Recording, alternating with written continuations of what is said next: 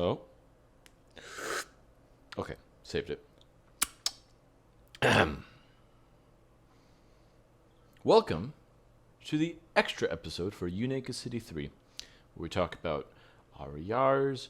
We're going to talk a little bit about funding. We're going to talk a little bit about demographics. And then we're going to talk about, what am I doing here? Why am I here? It's not going to be quite that deep, but we are going to talk about some rather meta issues when it comes to making videos about urban planning. So, our first topic here in the extra episode of Unaka City 3, Unaka City 3.5, is responding to various comments. Oh, that mail truck just got run over by a train. But is responding to various comments, because I'm getting feedback now, because, some people are kind of actually a little bit maybe watching these videos, which is just fun for me. I personally think it's pretty sweet. I dig it. But the first thing I wanted to talk about was a comment from Bisqueaglehausen, great name, hard to spell, about what I didn't include in terms of the RER comparisons and what is and isn't an RER. I was primarily comparing the RER to commuter rail systems such as exist in Dallas, Orlando, Nashville.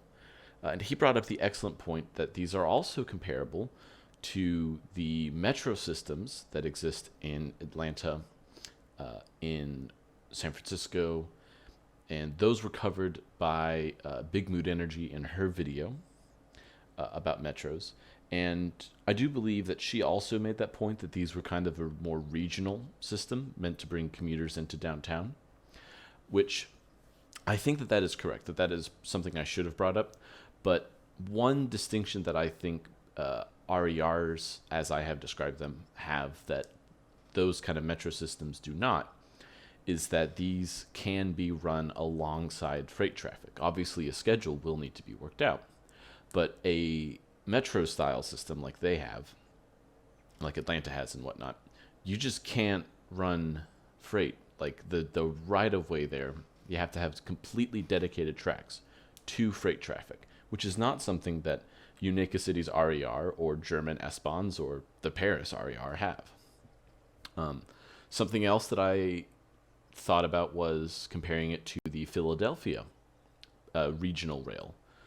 But I don't think that that's a superb comparison because they never got there. They tried to make it like an S-Bahn.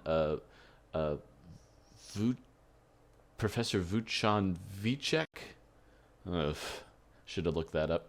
But Professor Vuchan Vicek, I think, he proposed pretty much what I laid out for this Unaka City's RER for Philadelphia's regional rail, and they just never got there due to reasons that are explained in the Well, There's Your Problem podcast episode on this subject. And I think that's also another appropriate comparison that I could have made and didn't make in the end. So that's the first thing I wanted to talk about, which, of course, what is an RER and what can we compare this to? The second thing I wanted to talk about was a recent talk given at the online TransitCon convention. This was during the Q&A portion of Christoph Spieler's talk, and he had a member of the BART board. She is an elected member from, I guess, the East Bay. I'm going to intercut what she actually said here, so she gets to say, and I am not misremembering what she says. When we talk about equity, so I would say like maybe 5 years ago, it was like, oh my gosh, urban planners need to talk about equity. Did you ever hear about redlining? And then like a lot of us kind of folks came up and we became transit enthusiasts. And we're like, yeah, let's talk about transit for everyone. Let's talk about mobility for everyone. But I think what I see a lot of times in these spaces is that we are talking about hypothetical Black and brown people. We are talking about hypothetical essential workers. And we are not actually getting to know the people who are really impacted by these services. All right. So what the thing that she said that I really want to hone in on is, I think, very accurate. that she says that oftentimes transit advocates, the numb tots, the people on Twitter, people such as myself, and I think also Do Not Eat and Besquiegelhausen, and people who make videos on YouTube about trains and transit, is that we oftentimes imagine the people that this transit is supposed to benefit. She specifically talks about how transit advocates will often, on Twitter or in their talks, will imagine some black person from Harlem who this project benefits, rather than actually asking and interviewing the people who this purportedly benefits. And I actually agree with, I fully agree with her. I think that she's correct. I think that that point is well taken. And I definitely, that's exactly what I've done. This entire, like in this series, I have not only imagined people who this is supposed to benefit of all races and incomes, but I have also just invented a whole ass city. Just I invented it. Unaka City doesn't exist. It's based on and inspired by real places, but I just made something up so I could tell a story. I will say I definitely think that the honesty that I have with the invention of Unaka City, I'm very honest that Unaka City is fictional. And so I actually think that that kind of, hopefully, of course, that kind of negates some of her criticism, because I think that by being honest that this is a fictional city, I'm giving people the frame of mind to more appropriately view this. But I don't actually know if that's true, so whatever. I would also say that what she's suggesting sounds like a lot of work. That sounds like a real job. Interviewing actual transit riders, bus riders, making sure that you do a survey of a racially diverse group of citizens. That I definitely agree is super needed, and we cannot make good decisions without doing that level of work. However, these videos are something I put like maybe 6 hours a week into. So, yes, I think she's right, but I don't think I'm necessarily the person to do that work.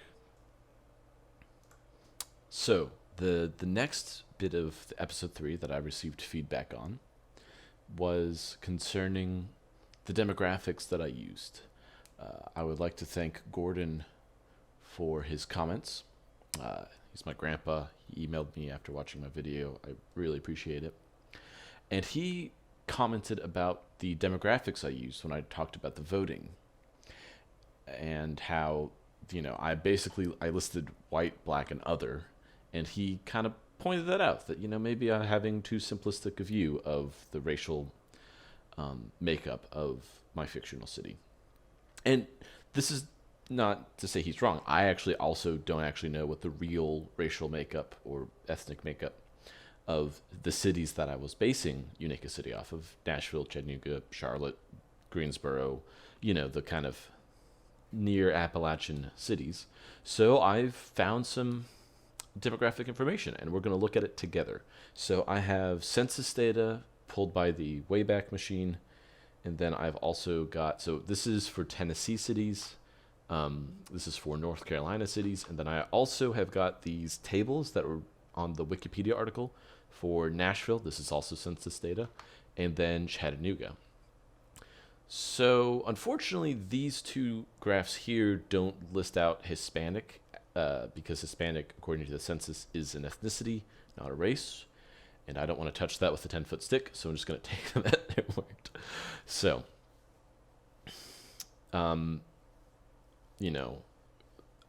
the time period that this took place in, I said that the vote took place in the 1992 election. They tacked on that referendum to the presidential election. So 1990, I think, would be the closest estimate. And before I actually start reading this, I kind of want to just say what I imagine this to be. So in my imagination, I imagine that most Tennessee, North Carolina cities are predominantly white, but with a very large black population. And over the course of the 90s into the 2000s, Latin American immigration really took off and exploded. So we go from, I would guess, under 5%, maybe even lower, to 10% maybe in the 2010 census. Um, I don't know if we actually have this data here because, as I said, this doesn't show. Let's see. According to the actual, like the written part here in the 1980s, so non-Hispanic whites were 55% down from 60. Does it talk about? Oh, okay, Hispanic. So this is as of 2010. Hispanic in Chattanooga constitutes 5.5% of total population, which, yeah, okay, that seems quite reasonable to me. And then if we go here to Nashville, according to census information, the Hispanic portion of the population is 9%, which also makes sense to me. I know that also it wasn't just Latin American immigration that changed the demographics of Appalachian southern cities. Here it mentions the Kurdish, Vietnamese, and Southeast Asian. Well, Vietnamese are Southeast Asian. And I definitely can attest that having done inspections and been through various parts of many cities, that my generalizations are certainly that very generalized and not entirely accurate. But I don't know what it was like in the 90s because I wasn't around inner city Nashville back in the 90s. I wasn't alive. So let's look at the more historic data. So 1990, Nashville was 73% white, 24% black, and then only 1% Hispanic. So I think that, as much as it probably sucks to be the other in charts and graphs and data, I think I think I'm okay. I feel a little bit better about my decision here. This chart doesn't have it, and so here in the cities, just the full list. This one only goes up to 1990, which is going to be the top line in each of these cities. We've got Knoxville, 82, 15, and then less than 1%. Chattanooga, 65, 33, less than 1%.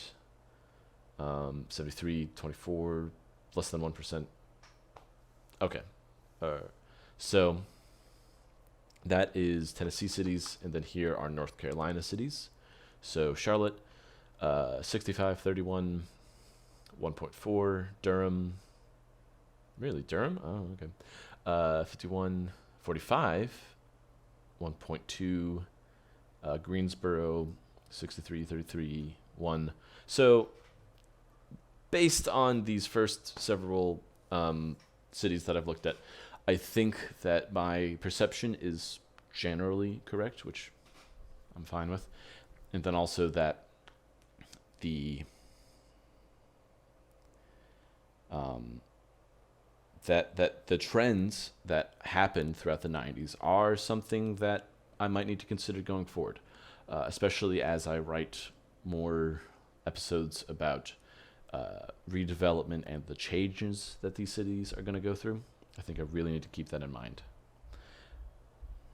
Well, thank you for joining me in this extremely riveting demographic exploration of the Southeast's cities.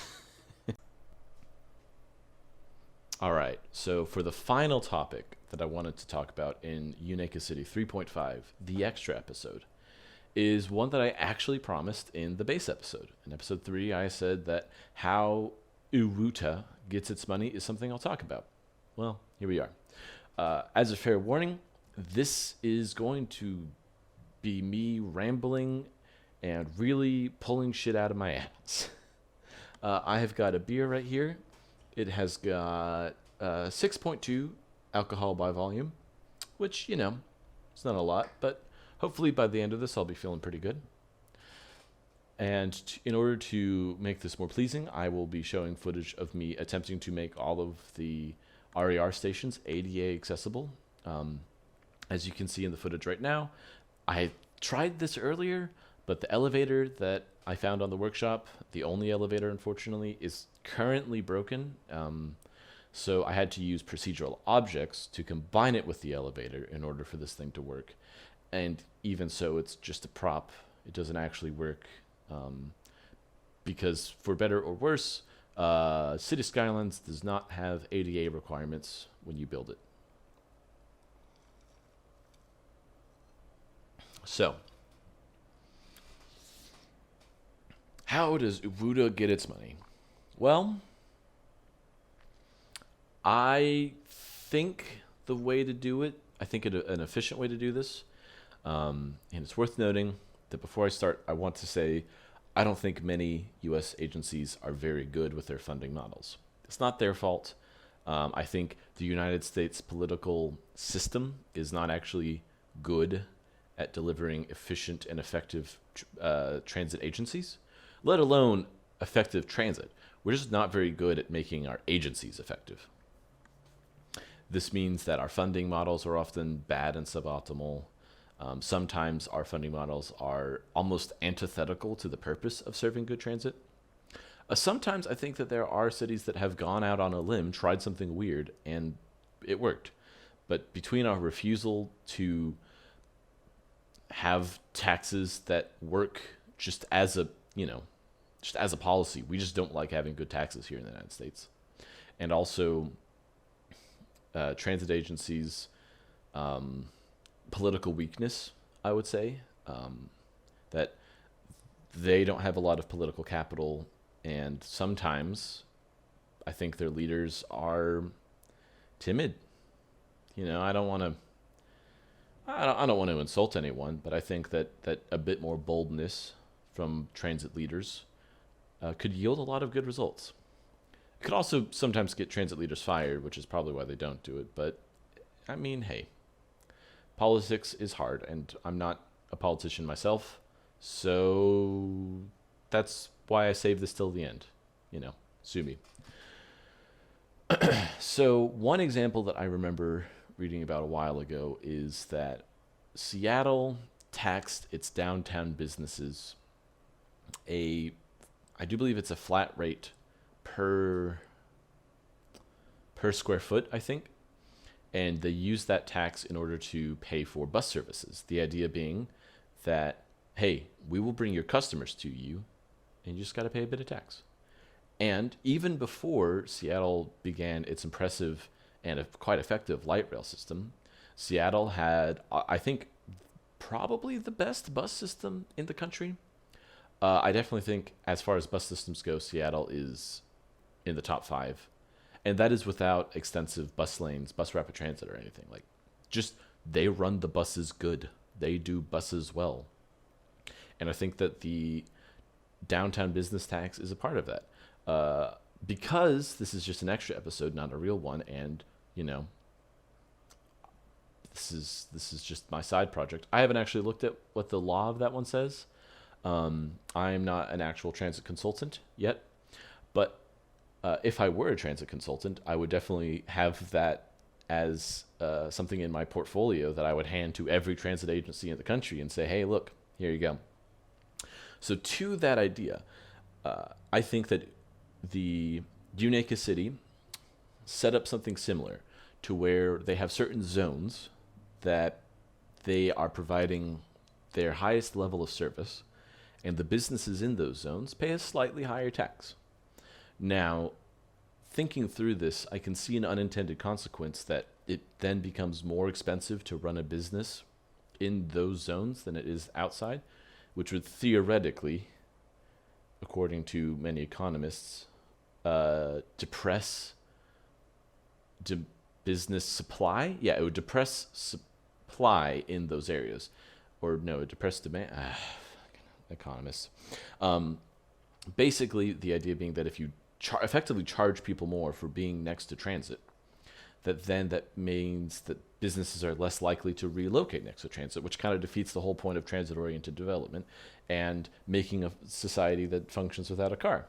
So I think that this would have to go hand in hand with an alternative tax. So you have your value area, value catchment, special transit district taxes, in which people downtown, people near the RER stations, As we add more transit, we could extend these, that people within those areas will pay slightly higher taxes.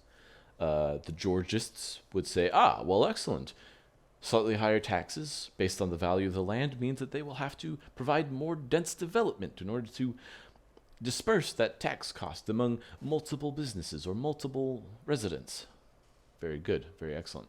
However, I do think that that would mean that we would have to have an alternative tax on car development, on other things.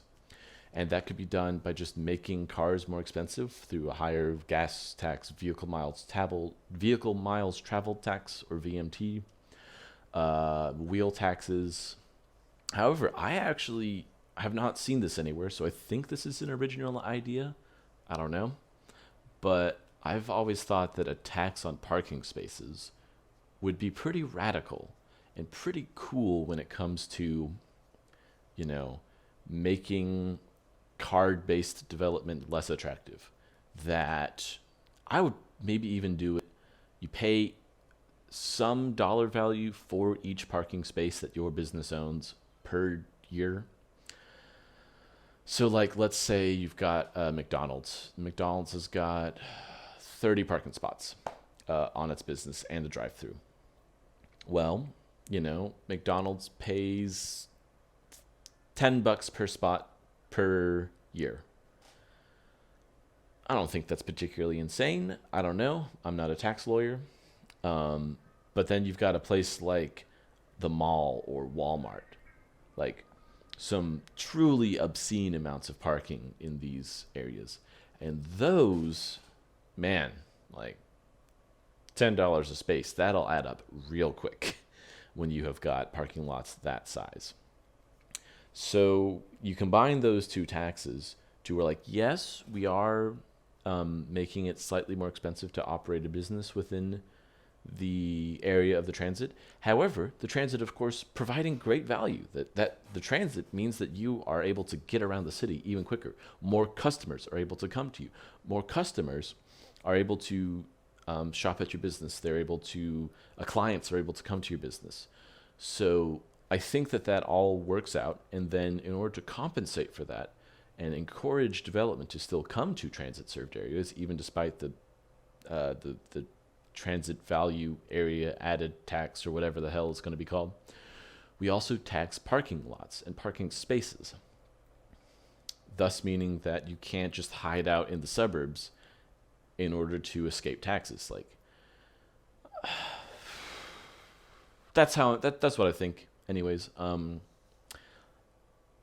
if anyone has any thoughts, if anyone has survived this far in the video, let me know in the comments. I would be very impressed if anyone actually sits through this. If anyone has any thoughts about how I'm planning to fund this mythical, fantastical, slightly above average transit system that has good trains and good schedules and generally good policies, let me know what you think about a parking tax. Let me know what you think about the special transit served district tax. And I should probably think of something funny to say before I leave. Well, we'll work on that.